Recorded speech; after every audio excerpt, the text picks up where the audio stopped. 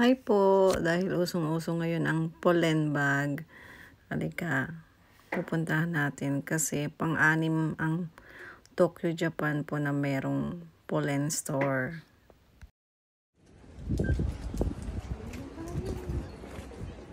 Ohayo, sobrang daming tao.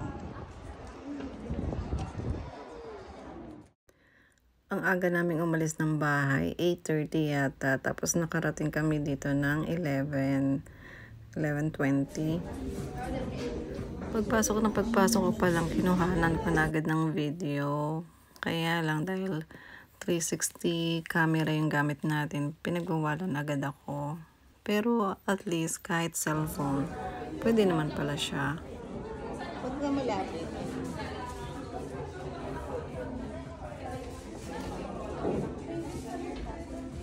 Pagdating pala namin dito, umulan bigla. Yung pala, masama ang panahon.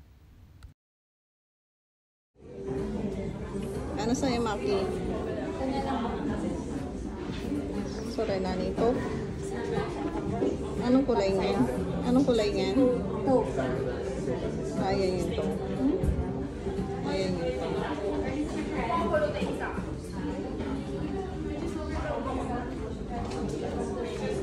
Puro na lang ako black. Pwede palitan. Ay, puro black. Puro black ang natin.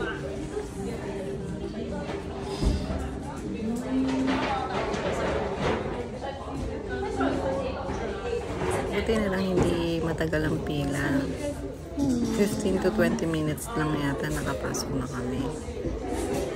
Ang pinakamatagal lang ay ayan, ang pumili. Yan ang problema ko.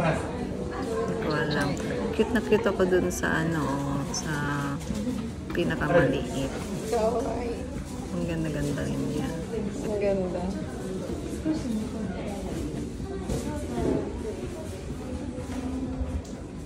Camel. Mas maganda. Na. Oo. Mahirap. Alam nyo, napakaganda pala niya. Magaang lang siya, tapos yung pagkakaano ng bag, pag nakasakpit sa yung ganyan, ang ganda nung pagkakaano ng belt. Parang nakausli na yung bag sa harapan mo. Komportable siya. Hindi ko maintindihan, pero pagka sinakbit mo siya, gustong-gusto ko yung pagkakaano ng bag. Ayan. Ito naman yung pinakamalaki. Grabe. Ang lilit ko, kaya hindi bagay sa akin. Ito yung sabi nila maganda raw. Pero iba-iba tayo ng style. Ito din, napakahirap naman isakbit. Pwede naman siyang habaan, pero hindi talaga ako masyado sa ganito. Parang napakakitid nung ang hirap. Walang masyadong espasyo. Hindi katulad ng numero on na na yung yan ang gusto namin. Masyadong maluwag yung loob nun. Sobrang daming tao kasi siguro linggo, kaya mag-wait ka pag hawak na nila yung bag. Hindi mo masasample pag nasa kanila.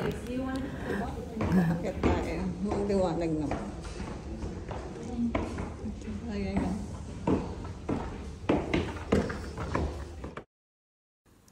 Buti pa dito, walang masyadong tao. Tapos ito pala yung pinakamalaking salamin. Kala ko nasa baba, nasa taas pala.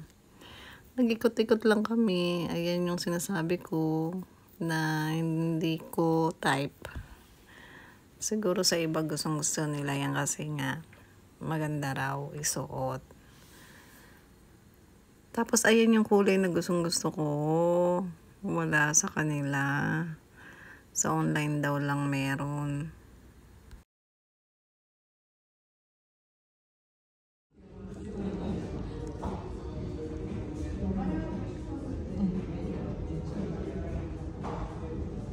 Wala yung kulay na gusto ko eh. Burgundy.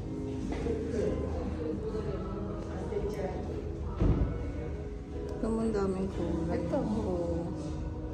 Oh, ganda. Ayan. Pwede mong pre-order. Oh, April 16 nila. I-ship sa'yo. Pwede rin. Magpa-ship na lang ako kaysa ito. Kung ito talaga gusto mo. Walang stock.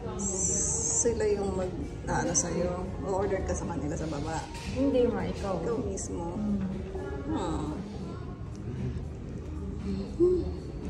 Kunin na lang natin yung ibang kulay. Sa next na lang yan. Ganda kasi pag sa Para dalawa. Oo, ayan naman naman lumabas. Sasalita ko na kanina para. Ano? 先に来るの方で返します。 Ayan na pala yung pinalabas naming kulay. Pero hindi pa kami sure kung ayan nga yung kukunin namin. Makikireo, look. Ay, nandito.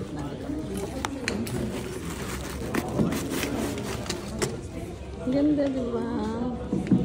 こちらですとお手入れについては書いてありまして、後でゆっくりお読みください。こちらを確認の方でお願いいたします。 Magpapakihawak mo. Nagdidesisyon pa kami kung ano yung kukunin namin. So, pagka binuksan din yung isang kulay na taupe, hindi namin alam kung alin yung kukunin namin dalawa. Kung magpapalitan kami or kukuha kami ng parehong kulay or ano. So, tingnan na lang natin kung ano yung madidesisyon namin bago kami magbayad. Pareho kasing napakaganda. Lahat naman maganda ang kulay. Kung pwede nga lang lahat bilhin eh. Mayaman lang.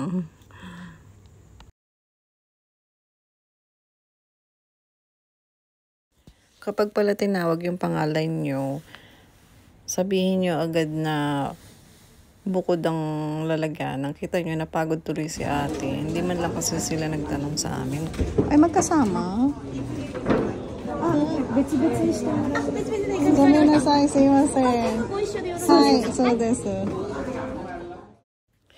Hindi man lang kasi sila nagtanong kung isang bag lang ba or magkabukod. Kaya kayo, pag kailangan sabihin nyo agad.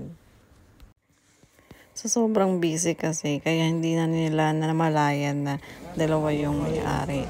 Pati nga yung pag-abot nila eh. Hindi nila sinabi kung alin yung kulay na ganito, kulay na ganon. Kaya, paglabas pa lang namin sa sasakyan namin, chinek. Thank you po.